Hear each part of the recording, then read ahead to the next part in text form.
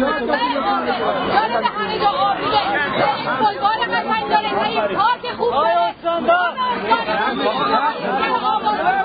شهر خودمون ویرانه ما اگر شما رو میفرستیم بالا برای این چنین کارهایی که داریم میفرستیم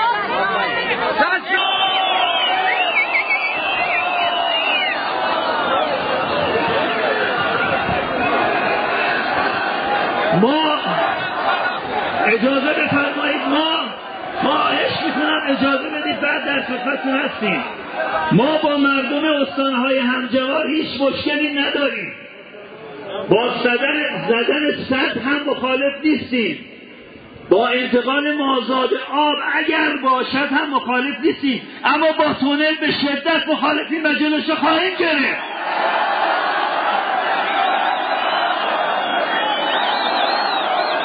به حق مردم استان چهارمحال و بختیاری توجه کنید، با همه وجود جلوتون رو میگیریم.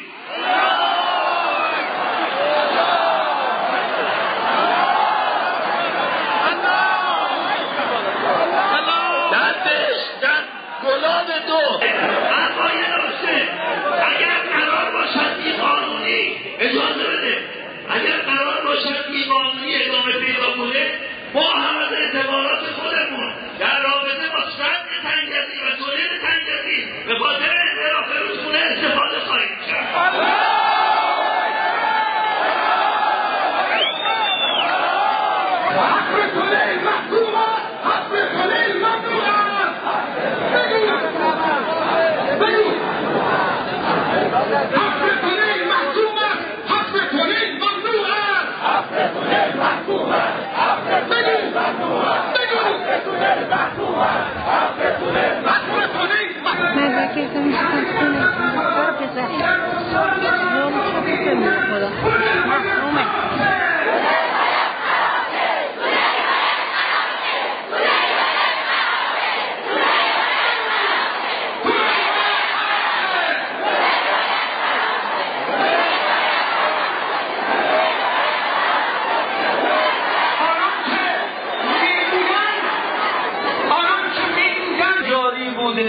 با پای خودش حرکت می‌کرده، از دامنه بلند زردکوه بختیاری شروع شده، به سامان بن و بعد وارد اصفهان شده. اجازه بدن زیاده طلبه ها زاینده رود جاری بمانه.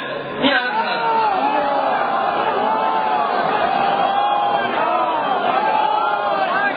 حرف ما با مردم شریف استان اصفهان نیست.